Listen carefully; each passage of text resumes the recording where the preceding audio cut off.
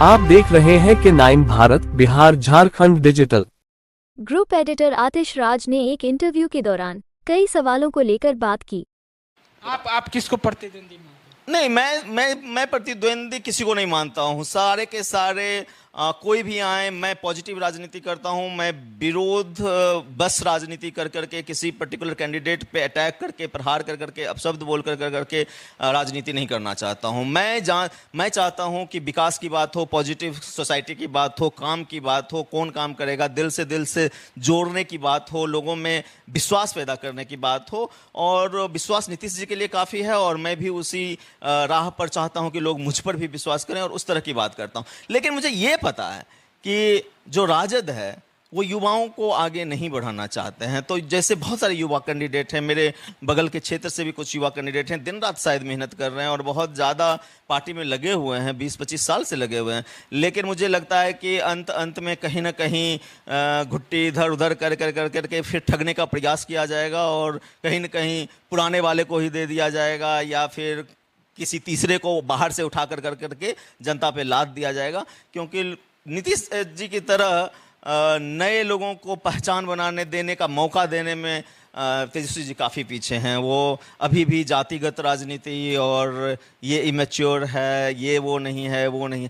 देखिए, राजद में एक ही प्रिंस हैं, बाकी किसी प्रिंस को वो आने नहीं देना चाहते हैं। आखिर कन्हैया जी को भी नहीं आने देना चाहते हैं। देखिए तो बहुत सारी बातें हैं। खैर, मैं अपने ही विधानसभा में केंद्रित रहना चाहता हूँ और यहाँ पर मुझे जो लगता है कि घूम फिर करके ज़्यादा उम्मीद यही रखा जाए कि पुराने वाले आएंगे, ऐसा मुझे एहसास होता है। बाकी मैं उस पर ज़्यादा टिप्पणी करना नहीं चाहता। एक सवाल उठता है कि युवाओं को लेकर खास सारी पार्टियां बात करती है, लेकिन देखा जाए तो आज के दौर में युवाएं सबसे ज़्यादा भटक रही है। और पिछले दिनों नीतीश कुमार ने लगातार युवाओं को लेकर कई योजनाएं चलाई है।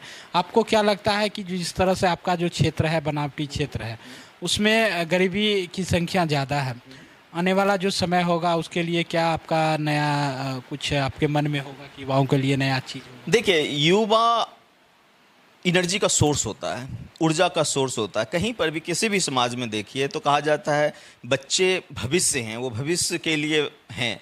आज के डेट में उनका डेवलपमेंट, विकास होगा ताकि हमारी अगली जनरेशन विकसित हो। ठीक है, बूढ़े जो हैं उन्होंने अपना कर्तव्य कर रखा है, अब उनको मतलब सेवा करने की ज़रूरत है, उनसे सेवा लेने की ज़रूरत नहीं है, उनको सेवा देने की ज़रूरत है।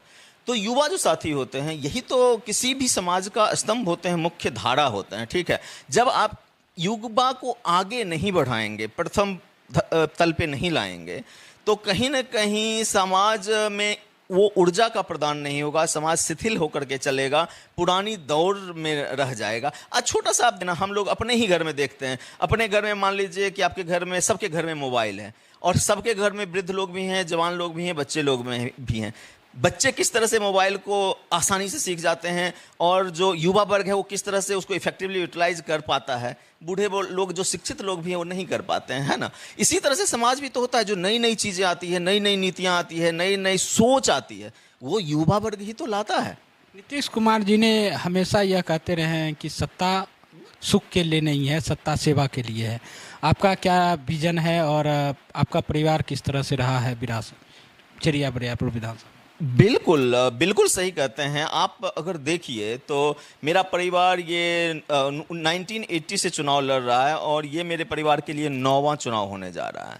और इस सारे चुनाव में एक बात कॉमन है कि मेरे परिवार के सदस्य जिन्होंने भी चुनाव लड़ा, या तो वो जीते हैं या दूसरे स्थान पर रहे। इतना प्यार, इतना स्नेह इस क्षेत्र की जनता ने हमें दिया है।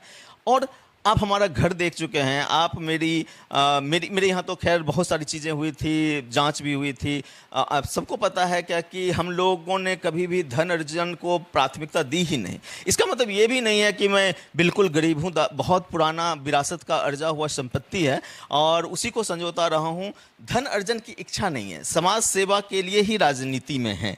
जिस वक्त मैं पिछले 5 वर्षों से क्षेत्र में आया हूं और इस चाह के साथ आया हूं कि यस मुझे भी राजनीति करनी है, लेकिन जिस वक्त मैं छोड़ करके आया हूँ, वो जिस जगह से मैं आया हूँ, मैं आईआईटी से कंप्यूटर साइंस इंजीनियर होने के बाद पहले 5 साल विदेश में सेवा किया, उसके बाद आईएम लखनऊ से एजुकेशन प्राप्त करके एमबीए प्राप्त करके 2012 के बाद से अमेजोन में लगातार जो विश्व की एक टॉप मोस्ट कंपनी है उसमें बड़े उच्चतम स्तर पे सीनियर मैनेजमेंट में पद पे रहा, और वहाँ सब छोड़ करके अगर मैं राजनीति में आया हूँ तो आप इसी से अंदाज़ा लगा सकते हैं कि क्या मैं धन अर्जन करने के लिए आया हूँ। धन अर्जन तो मैं शायद इतना कभी कर ही नहीं पाऊंगा जितना मैं प्राइवेट सेक्टर में कर पाता।